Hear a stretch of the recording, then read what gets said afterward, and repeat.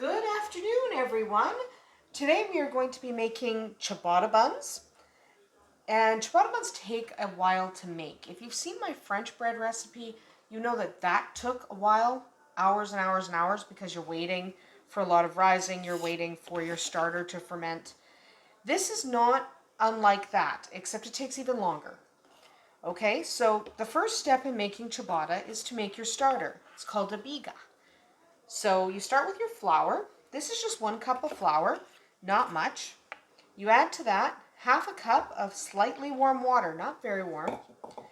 You mix that up. Usually I'd be using a whisk, but my whisk is in the dishwasher right now, so I'm using fork. So you mix that up. Now, there's nothing going to happen there. I've said that before with the French bread. This is not going to do anything. This is just flour and water. So you're going to add just a very little bit, just a 1/4 teaspoon of regular traditional yeast, not the quick rise or the bread machine. Just going to mix that in there. And you should have a very loose dough. So mix that so that your yeast is all in there. Now this is going to have to sit, and it's going to have to sit a long time, at least 12 hours. There's less yeast in here than there was in the French bread recipe, so it's going to take even longer to develop. That's on purpose. We want it to take a long time to develop. That is why ciabattas have such a nice chewy texture. So we want to cover this. Make sure your yeast is fully mixed in there. Okay, mine's looking pretty good. It'll be very, very loose. You notice how loose this is? There's no way you can really do much with it. So you want it like that. It's supposed to be loose. You want to cover it loosely with plastic wrap, or I'm just going to put this lid on it. And you're going to want to sit it aside until tomorrow. So that's what we're doing today. We are just starting our starter for our ciabatta buns. Then we will come back tomorrow and finish it. Until tomorrow, then. Well, it's been about 16 hours since we made our biga. See, our starter looks nice and bubbly. That's what it needs to look like. You might have to leave it as long as 24 hours depending on the humidity in your home. So that's ready. So now we're going to make the rest of the dough. You want 2 cups of flour. Just regular white flour is fine. Into there, you're going to put about a teaspoon of traditional yeast. It does need to be traditional. Quick rise won't help you. Just mix that up a little bit with your fingers. Then you're going to want to put about a teaspoon of salt. I'm using Himalayan, but you can use kosher or table salt. It doesn't matter. Any salt is good. Sea salt, whatever you're in the mood for. Okay. Now we're going to wet our hands.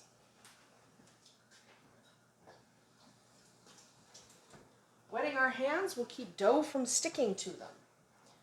We're going to put 3/4 of a cup of warm water into here. Give that a mix. It's going to be gooey, okay? This is a wet dough. You want it gooey. The wetter it is, the better, but don't add extra water. I'm just saying this is what it should look like. So when it looks about like this, you're going to want to add your starter. So it's still crumbly, it's not fully incorporated, that's okay. See how gooey that is? That's good. So use your hand, because your hand's already ridiculously gross, and just scrape your starter out of the bowl. No problem. Let's take the starter out.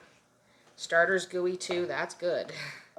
You want a gooey starter. If your starter's still a little bit dry, it's not ready. So, starter, dough. We just get this all mixed in. We're going to wet our hands again. This hand's already gooey because I used it to mix. So we're going to stick with that hand for a couple minutes. Then we'll add the other hand. If you wet your hands down, things don't stick as badly. It's going to stick right now because you're at the beginning.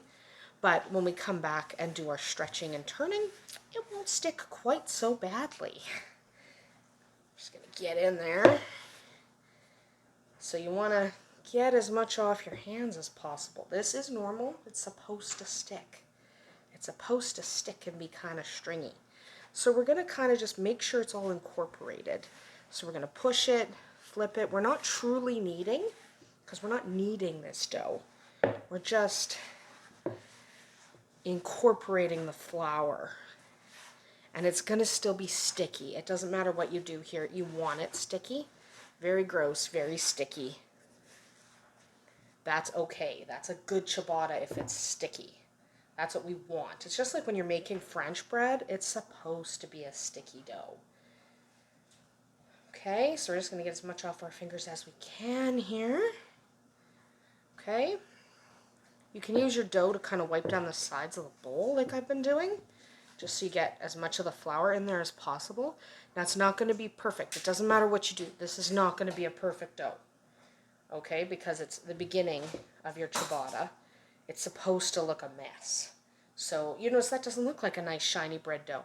It will later, sort of. It'll still be wet and gooey. So we are going to leave that to sit for about an hour. Yes, my hands are gross. They won't be as gross next time. So in 1 hour, we'll come back, take a look, and see how it's doing. Well, it's been 1 hour that our dough has been sitting. It's starting to look really good. It is not done yet. In fact, it's about 4 hours before we can actually shape it into dough, into a loaf or buns. So I've wet my hands down a little bit, not a lot, just to keep it from sticking to my hands. And all we do here is we're just going to pull and stretch 3 times. Then we're going to rotate. So pull, over. Rotate your bowl. Don't try to rotate the dough. The dough won't cooperate. Pull, over. 1 more time. Pull, over.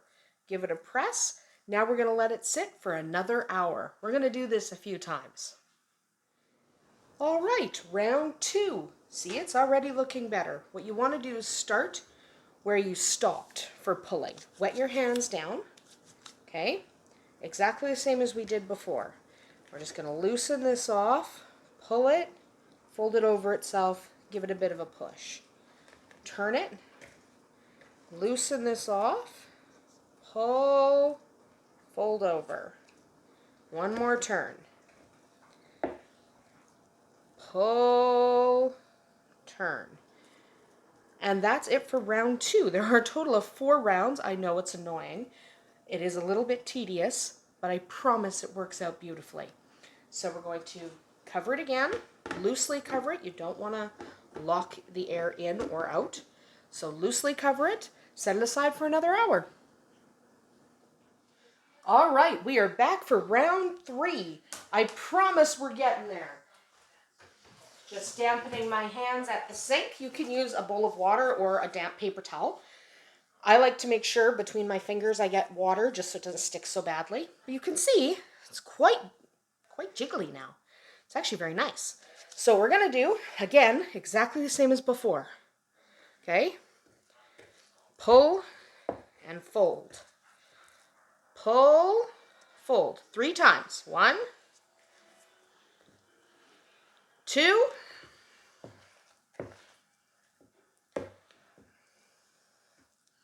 3. Now we're going to put the lid back on and we're going to give it another hour. I promise we're almost to the fun part. 1 more round, then we can shape it.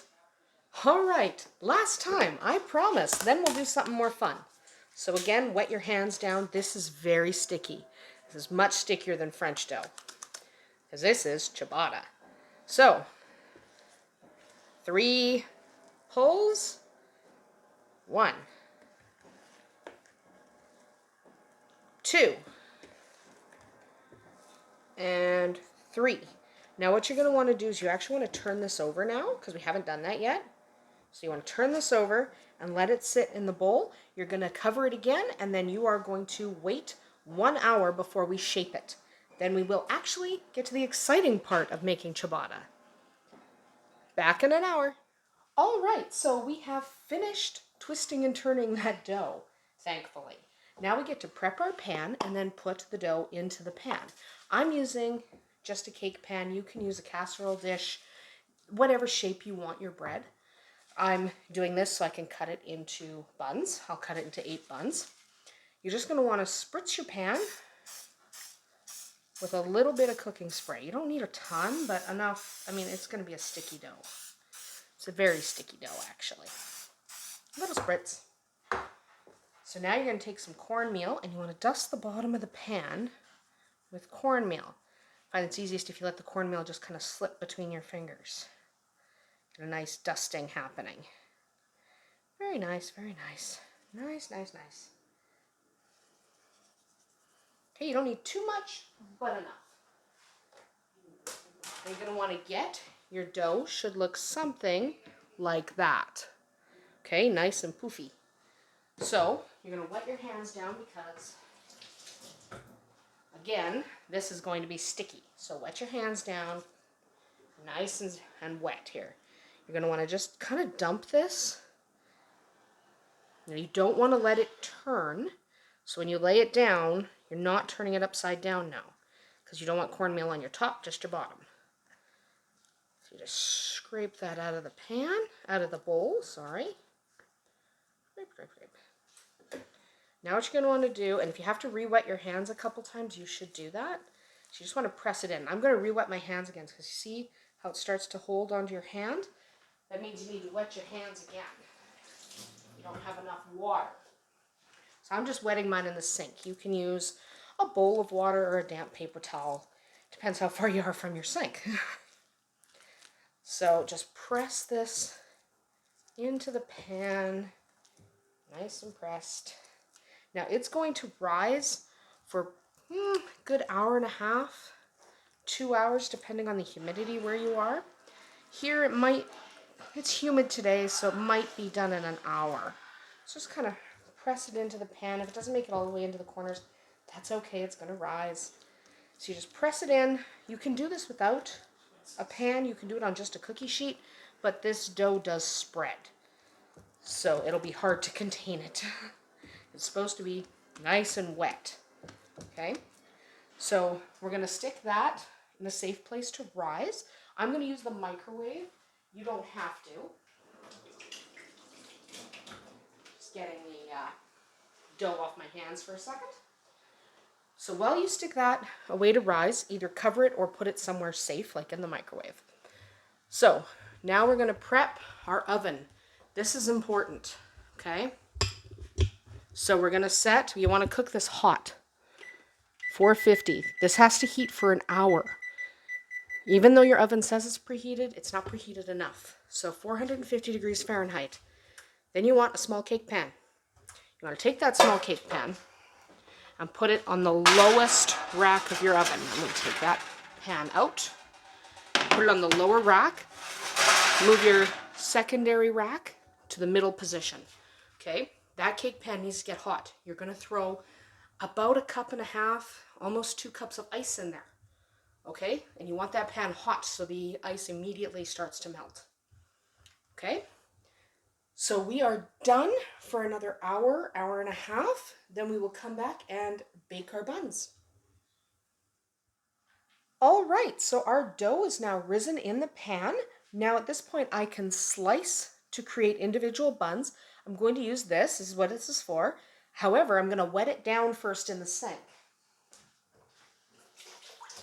If you don't wet it down, it'll stick. So what I'm going to do is I'm just going to make 8 buns.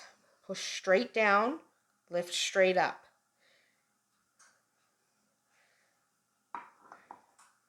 And then I'm just going to wet it again.